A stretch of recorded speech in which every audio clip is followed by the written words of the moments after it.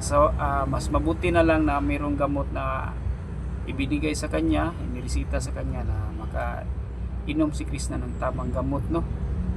So,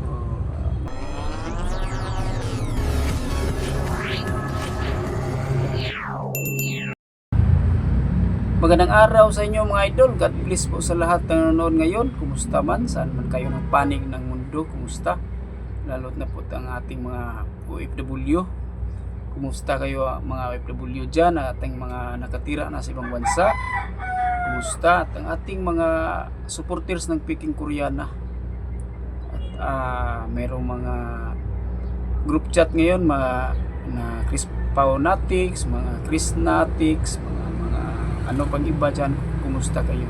Galing araw sa inyo. Welcome to my YouTube channel, Meltic Romero TV. At ang ating mga OFW, di natin makalimutan sila sa pag-greet ng magandang araw, no? Sana nasa mabuting kalagayan kayo. At sa ating mga senior citizen, kumusta man ang ating mga senior citizen ngayon?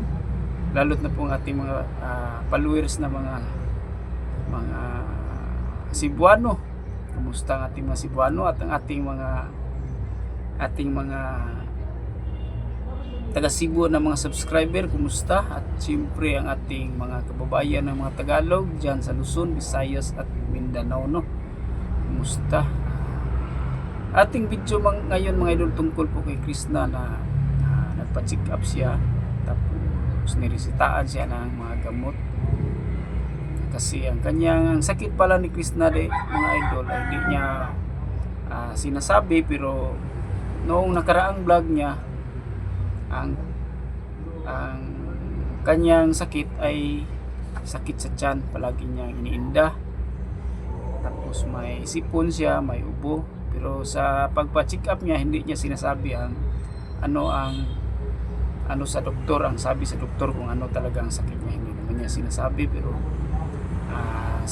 mas mabuti na lang na mayroong gamot na ibinigay sa kanya, iniresita sa kanya na makainom si Krishna ng tamang gamot, no?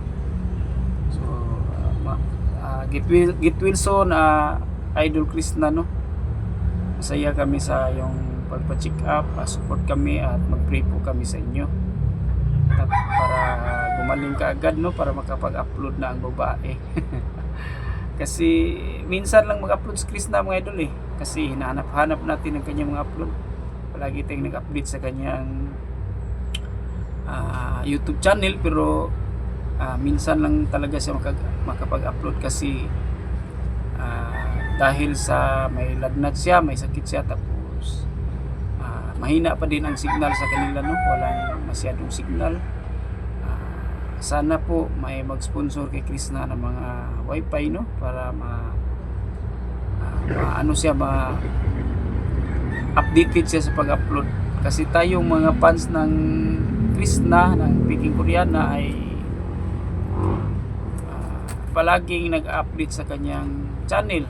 Tapos palaging hinahanap ang kanyang mga video para mapanood natin. Tapos pag gano'n na hindi siya palaging mag-upload, minsan lang ay tayo malungkot, no? Sana po si Krishna ay na po siya, magmaling na po siya sa sakit niya, no? Kasi may mga gamot na naniresita sa kanya, tamang gamot na yan. Kung ano ba ang kanyang sakit, para sa akin ay dapat iwasan ni Krishna yung mga bawal, lalo't na po yung soft drinks, yung mga energy drinks, no? Dapat iwasan niya kasi yan ay pinaka importante, kasi may may iniinda siyang sakit sa tiyan. Kasi para sa akin acidic si Krishna siguro mga idol, no?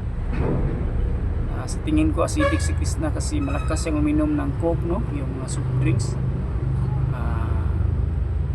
acidic siguro si Krishna. So ang sabi daw ng doktor ay iwasan ang kumakain ng mga matatamis, yan ang sabi niya, at saka gulay lang muna ang kanyang lulutuin, kanyang iulam, no? So Krishna, ay sana po ay magpagaling ka na, kasi nandito na po kami, mga fans mo. naghihintay. Kasi ang mga Kristnatics ay naghihintay din, at ang mga Peking Koreana supporters. Kasi ako mga idol ay Peking Koreana supporters ako at PB Team supporters. Noon pang pagsimula ni Krishna sa PB House, nakasupport na tayo sa kanya. Niya sa PB Team, since 2019 nakasupport na tayo ng Pugong Biyahero sa pagsimula nila. So sana po tuloy-tuloy na ang galing ni Krishna, no, ang paggaling niya. Parang si Krishna sa aking tingin mga idol, mahina siya, no? Nanghihina talaga si Krishna kasi pumayat siya. Sa nakikita ko lang pumayat siya, tapos medyo na na ang kanyang pagkamasiyahin na bata ay bawasan ng kunti, no? Kasi may iniinda talaga si Krishna. Tapos hindi pa siya 100% cure. Hindi pa siya masyadong 100% na galing gumaling, no? So ang kanyang pagka-jolly ay medyo nabawasan ng kunti kasi nanibago po tayo kay Krishna mga idol. Kasi napaka-masiyahin niya pag mag-vlog siya. Puro tawa ang ating makikita, pero ngayon ay medyo mahina si Krishna. Mahina siya at saka may medyo tamlay si Krishna, no, nanamlay, no, siguro sa sakit niya. So iwasan mo hindi Krishna ang yung pag susop drinks, iwasan mo yung mga energy drink, tapos pahinga ka muna, wag ka muna masyadong lalakad ka, masyadong gumagalaw, pahinga ka muna para itong si Krishna kasi mga idol ay sabi niya ay palaging ang kanyang pagkain niya medyo late na kasi marami siyang nilalakad na mga marami siyang nilalakad, sabi niya, tapos ang kanyang pagkain ay late na. So sa mga Cebuano pasar na. So mao na kanang iwasan sana ni Krishna yung mga ganon. So yun lang po mga idol, no.